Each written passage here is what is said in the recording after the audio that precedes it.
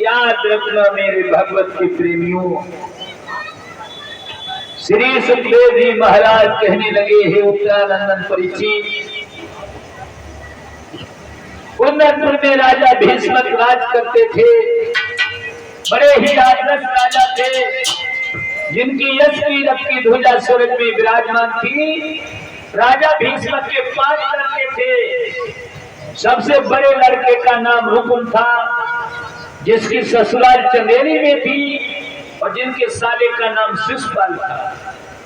लेकिन भाइयों, किस्मत कितनी खराब थी, घर में कोई कन्या नहीं थी। उनकी आत्मा एक लड़के के लिए तड़प रही है, हे परमात्मा मुझे एक कन्या दे दो। हुआ क्या मेरे भागवत के प्रेमियों, भगवान के नाम से जिनके आंखों में आंसू आते हैं, तो किसी न किसी दिन प्रभु उसके गले की हार बन जाते हैं।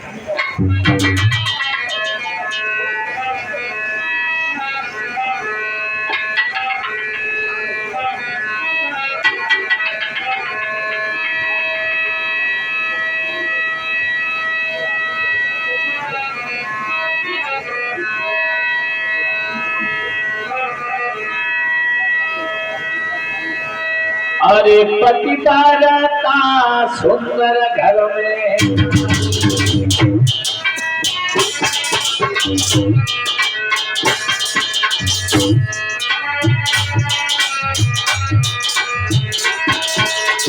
अरे पतिता रहता सुंदर घर में नारी, और रहे मंगनौले ऊपर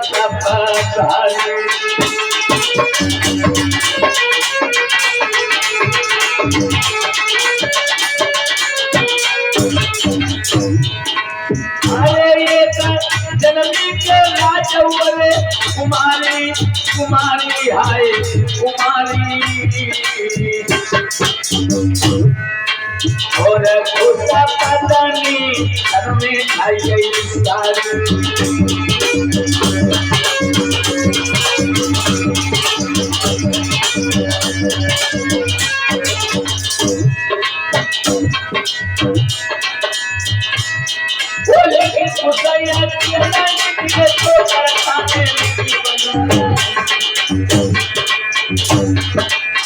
होना हाल तो हुई के मिलिए मर को ध्यान में धरे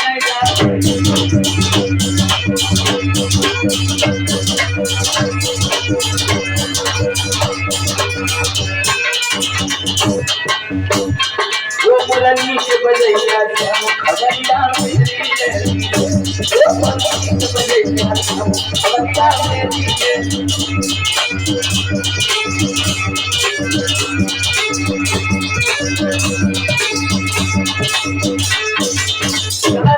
मेरे भगवत के प्रेमियों, श्री सुखदेव जी महाराज कहने लगे कि हे उत्तरानंदन महाराज परीक्षित, आज बड़ी ही सुंदर कन्या ने राजा भीष्म के आंगन में जन्म लिया है, लेकिन वो कन्या कैसी थी? साधारण लड़की नहीं थी। कौन थी? सुनो। देवी ने लीनो जन्म हुए आई के जब महल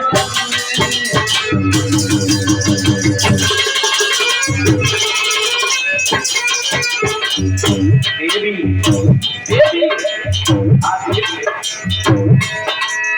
देवी ने लीनो जन्म आई महल में भाई कम नारद आई पहुंचे नगर में। उसी समय ब्रह्मपुत्र नारद बाबा का मथुरा नगरिया ले, उसी समय ब्रह्मपुत्र नारद बाबा का आज उन्नतपुर के लिए पदार्पण हुआ है। महाराज गए जब राजा के दरबार, नारद को राजा ने देखो बाबा जी, बोले बाबा जी, दीनन में मेरे आई गए हो जाने आसम तो करो भाई करियो बाबा जी, दीनन में मेरे आई गए हो।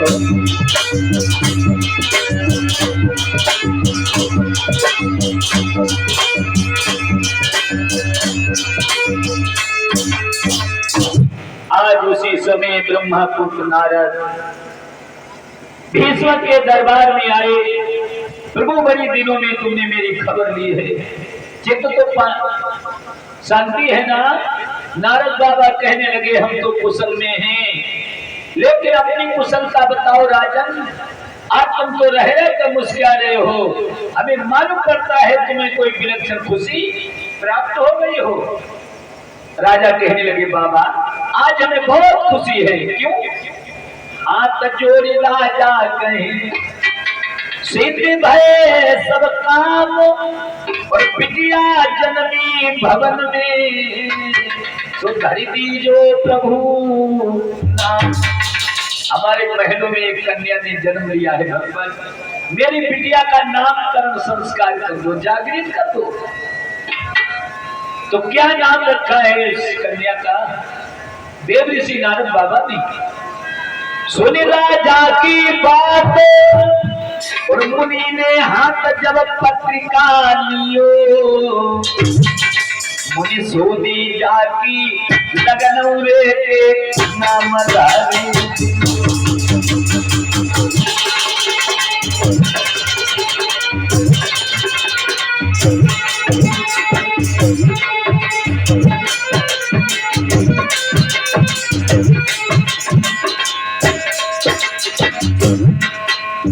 सोनी जाती लगन के नाम राखी दियो, सोनी जाती लगन के नाम राखी दियो।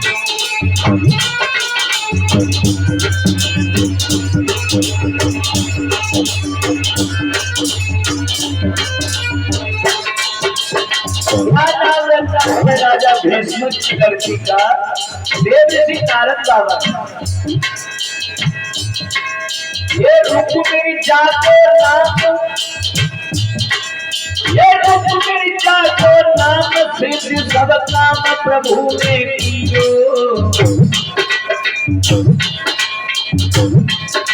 बाबा क्यों बताइए मेरी बिटिया कौन को बिहाई जाएगी, नामकरण रख दियो, और जो बताइए इसकी शादी किसके साथ में होगी। कहने लगे चिंता मत करो राजा,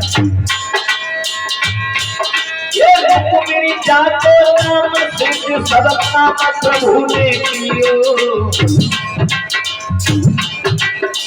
श्री अग्रेसर संग पिया बचन वर दियो, श्री अग्रेसर संग पिया बचन वर दियो।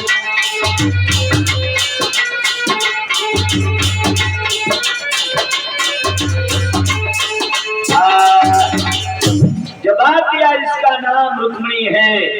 भगवान कन्हैया के साथ में इसका विवाह होगा।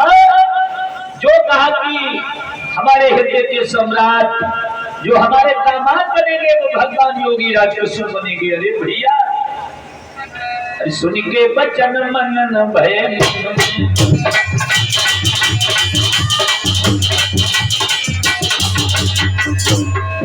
अरे सुन के बचन मन न भय,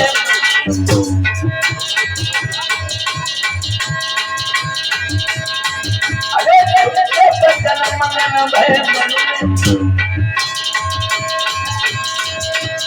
राजा निपट पड़े चरण, अरे खुद बदनी आइए मेरे पुण्य दान महल,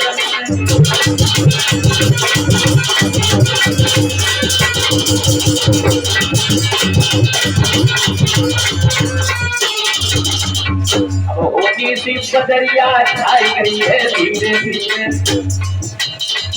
जय वीर पे मुसीबत आई रही है धीरे धीरे,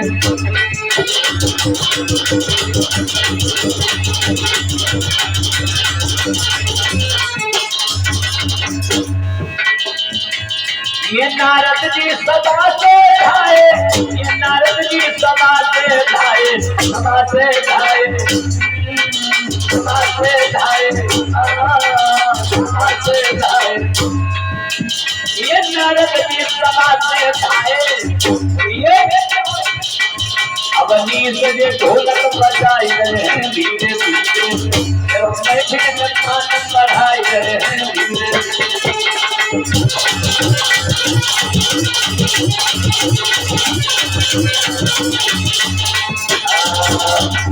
याद रखना मेरे भगवत के प्रेमियों, उसी समय देव ऋषि नारद बाबा वहां से चले जाते हैं। देव ऋषि नारद बाबा वहां से चले जाते हैं। ये नारद वहां से चली भैरे मानन है आपको धारी,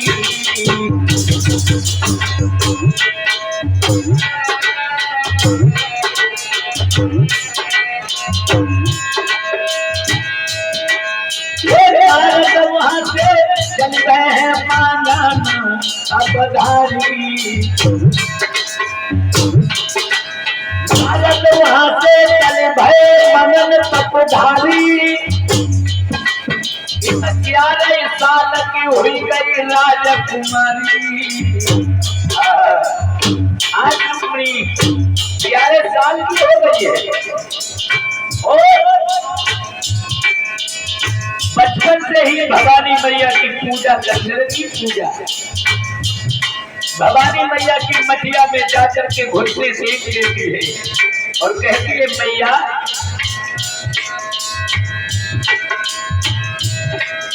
महाराज भले जान सके भी सो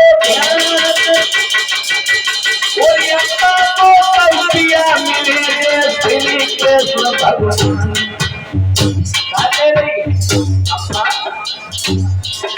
कोई मुरली के बजैया श्याम हमारे दूल्हा, कोई मुरली के बजैया श्याम हमारे दूल्हा,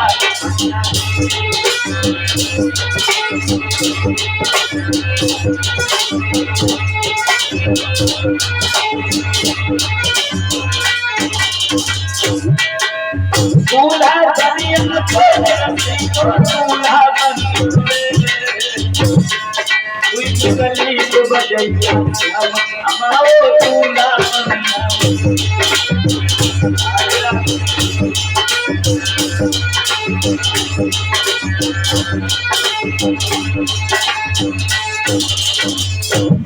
आज मेरे भागवत के प्रेमियों, रुक्मिणी मैया भवानी मैया की मठिया में घुटने टेक लेती है और कहती है माँ मुझे पिया मिले तो भगवान योगी राजकृष्ण, वरना पूरा जीवन योगेश्वर करके बिता दूंगी। देखेंगे 11 साल की लड़की के कितने विलक्षण विचार थे। विवाह करूंगी भगवान योगी राजकृष्ण के साथ, वरना पूरा जीवन योगेश्वर करके बिता दूंगी। अगर आज भी कोई लड़की हद कर जाए कि विवाह करूंगी भगवान कन्हैया के साथ, विवाह करूंगी मर्यादा पुरुषोत्तम श्री राम के साथ, तो हमारे कन्हैया को, हमारे मर्यादा पुरुषोत्तम श्री राम को पुनः हिंदुस्तान में जन्म अवतार लेना पड़ेगा, अवतार लेना पड़ेगा। लेकिन भगवान कन्हैया और मर्यादा पुरुषोत्तम श्री राम जैसे पतियों की जरूरत नहीं है। आज की देवियां ग्रंथों को नहीं पढ़ती हैं,